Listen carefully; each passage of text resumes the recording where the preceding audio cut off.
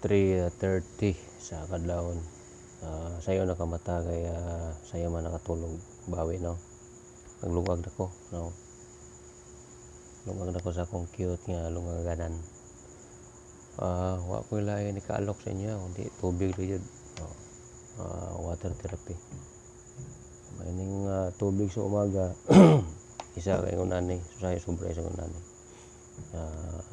Water therapy na pagkabuntag tapos bago matulog tubig yapon.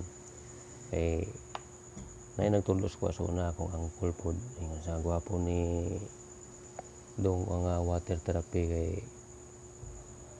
makatabang ni sa lawas nato mo makapalimpyo sa atong lawas layo ka sa sakit. Unang ingon siya bago ka matulog ug pagmata nimo sa buntag magtubig ka. Iwas kape ako ngayon. Lalo na magkaedad-edad ka. Ana gyud ang kunon lang gid dato nga naidara na gid ta kay padulong man ta. Hindi na makabalibad pa. Sige.